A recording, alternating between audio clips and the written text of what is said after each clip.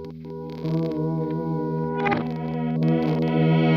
right, everybody. Our next guest is Mariela Meza, who works with 15 different schools in the 5 boroughs of New York City, helping to use students as a way into families and let people know what's going on in the community, who's running for local office, and making people more interested in voting, getting them engaged. Welcome, Mariela. Thank you so much for joining us here. Yeah, thank you for having me. I'm really excited to dive into this conversation with you guys and hopefully leave behind some nuggets of inspiration to get people out to the polls in November. Awesome. Yeah, I think it's really, really important, and thank you again. So how have you used the communities across these 15 different schools to educate the families? Again, it's not only the students, but the families that you're working with. So how did you go about that? How do you get the families involved and make it a wider net that you spread? Yeah, so like you mentioned, I do work with 15 schools, and those schools range from elementary to middle to one high school even. And so we do work with the high school seniors while they're applying for colleges, and we do walk them through a lesson on voter registration and why it's so important to be civically engaged. And what I think that has evolved into throughout the last couple of years that we've done it is kind of this rite of passage into adulthood, right? You're now turning 18. Yes, you're going to college, you're going to do all the fun things in college, but you also have this responsibility to make sure that you're advocating on behalf of your community. On the middle school and elementary school level, we do have communities within these schools. I think that's the beauty of helping and getting involved with middle and elementary schools, is that parents drop off their kids or they come and pick up their kids after school. So you know that there's an adult who will be in the building at one point or another. And we've built really good partnerships with the social workers and the office managers at these schools who will let us know, okay, right before Thanksgiving, we're going to have a potluck. There's going to be tons of people here. Can you show up and talk about voter registration? And I think those partnerships have really made my job easier in leading advocacy. And it's also a really organic way to plug into a community where there's already trust, right? You, as a parent, go to a school and you know that whatever information you get from your school is trustworthy and is dependable. And I think that's saved us a lot of work in the long run. Can you describe to our viewers the importance of down-ballot voting and the importance of voting for all your state and city and local officials? Yes, so that is such a good question. It gets me so fired up because I like to look at data to inform not only myself, but to make sure that I'm making valid arguments when I'm trying to convince somebody to either register to vote or to participate in a particular election. Historically, we do know that presidential elections, because you see the candidates on TV, you're hearing about it on the radio, there are more people that go out and vote on those elections. And oftentimes, because those elections have a lot of attention on them, people forget that there's also local elections for either your city council member, your state senator, people who are closer to the ground, who know your neighborhood better, that often get forgotten about. And so as a result, even in my own community and communities in New York City, I've seen elections where someone will get elected to the state assembly seat, which makes a lot of huge decisions, especially around funding for schools or funding for bus stops or services that people in the community need, and they will win by 70 votes. Now, I know I'm pretty shy and I don't like to put myself out there too much, but I have more than 70 Facebook friends. I know I have more than 70 followers on Instagram, and I just think about, if I posted something on social media reminding people to go out and vote, I could potentially swing an election for someone who's going to be in office and make big decisions about my neighborhood for the next 4 years at least. I definitely just again to do the plug on community boards.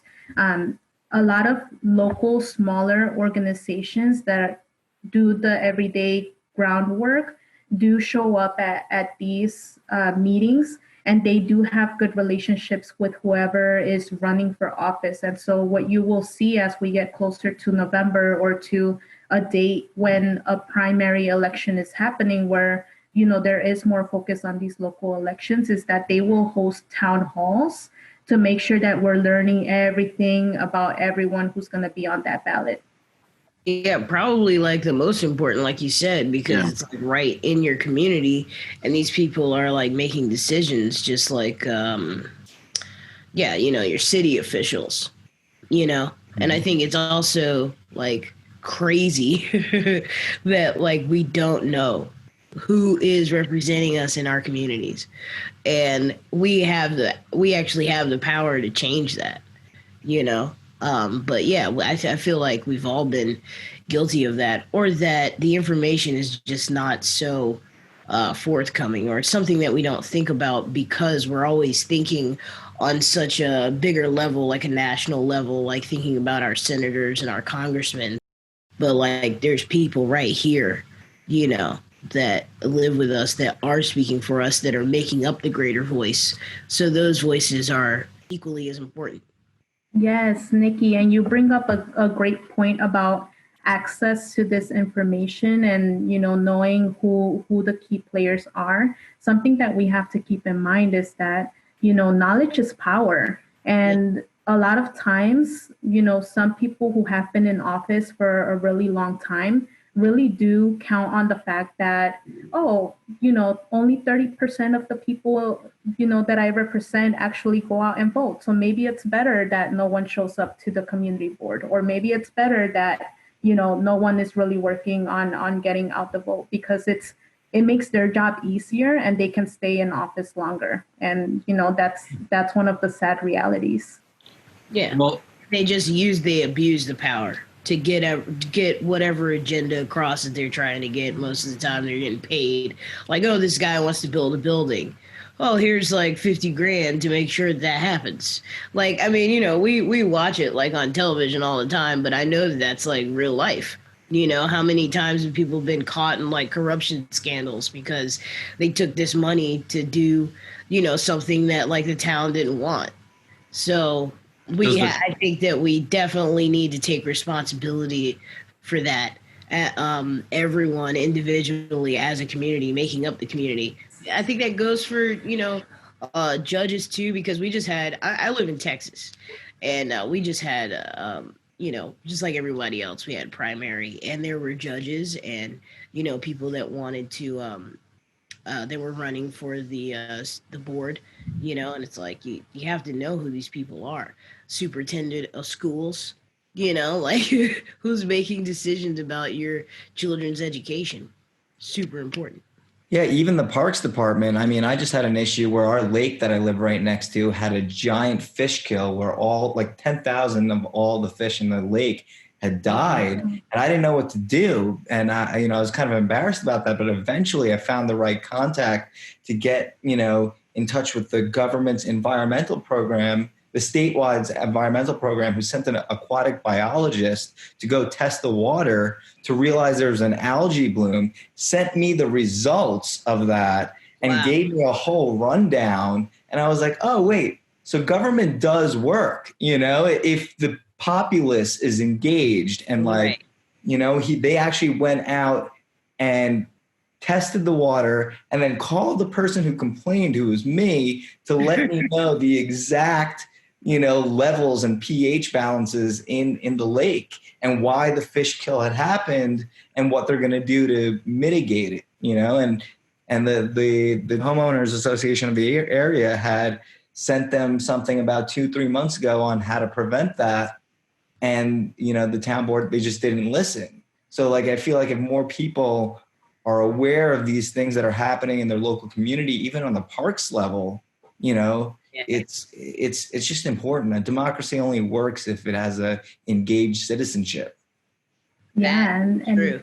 that's such a great point. I think, what we have to remind people of is that our elected officials are public servants and they work for us. And so it is, part of their job description to do due diligence, to listen to, citizens and people who are engaged and really hear everyone out on what their concerns are. And I think, just going back to the importance of voting on local elections, you can't just walk into, the president's office whenever you want, but you can walk down the block and walk into your state assembly member's office. You could talk to your city council member if you see them at an event or at the park or doing something on the street.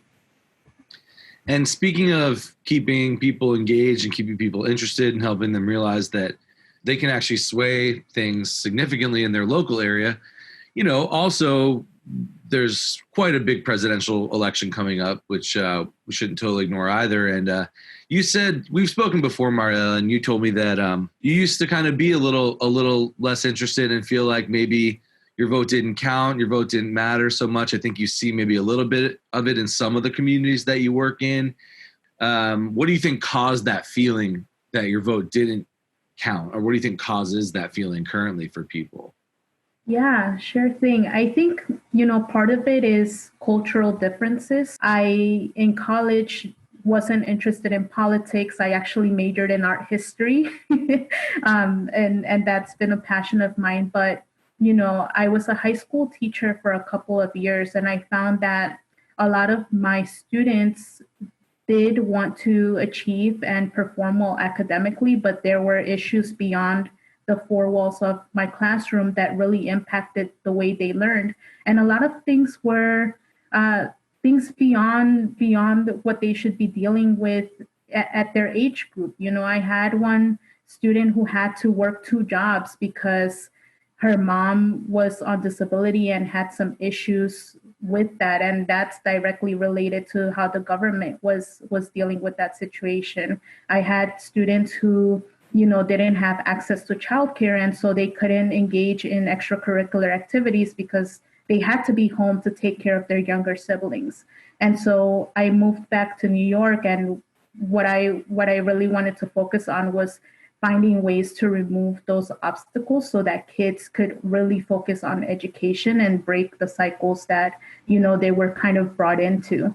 And so I did start going to community boards. I started meeting people, and I started seeing that, if I did go to a community board meeting in 2015, when we had the elections in 2016, I saw that some of the people who consistently showed up to those meetings were actually interested in running for office. And I think we're definitely seeing that now. We're going to see it in 2021 when we have upcoming city council elections. People that I've met at those meetings who have shown up and who actually know the community are now taking the additional responsibility of saying, hey, I feel like I can represent my community better than whoever has been in office for a really long time. And I've been to these meetings and I know the community and they know me and they're my neighbors. And this is how I'm deciding to show up for my community. So I think that's been really empowering for me to know that, yes, the person on that poster or the person on that commercial actually sits in a monthly meeting with me and gives their evening time to making sure that they know what's going on in my neighborhood. Yeah, that's how AOC got elected, because the guy that she was running against was an incumbent who was extremely comfortable, thought no one had really given a serious challenge to his seat in a while. And she started holding these meetings, right? I watched this documentary and he didn't show up. So she's sitting with an empty chair, and then a bunch of members of the community are there asking questions, and she's there to answer them, engage them. She went door to door and beat this guy who I forget how many times in the past he'd won, but it's an incredible story, It's and it just goes to show how acting on, working on a local level can really, it's amazing how many new people you can get engaged that way. Absolutely. You've already touched on it already, but what can we do, as individuals in our community to, up until election day? Like, what can we do to really spread the word and like make sure that we're doing everything that we can in our communities. I think the most successful movements have been through just sharing what you know with your immediate family and your small group of friends, right? If you're one person and you tell 5 friends, and those 5 friends each tell 5 more friends, you're multiplying your impact by just doing that. Another really fun way and concrete way that I do this is that whenever there's an upcoming election or I've gone out and vote, I try to go out and vote really early. I'll post a selfie with my I voted sticker, and usually friends will get curious and say, "Oh, I didn't know there was an election happening," or "Oh, what are we voting for this time around?" And so people, do become more engaged, ask questions, and it's a way for you to say, hey, maybe I don't feel comfortable telling you who to vote for, or maybe I do and I have my agenda, but if I don't, I have these resources. And because you trust me, you're going to listen and you're going to actually go out and vote. Well, thank you so much, Mariela, for all your time, and we appreciate having you on. Yeah, of course. Thank you, guys. Bye.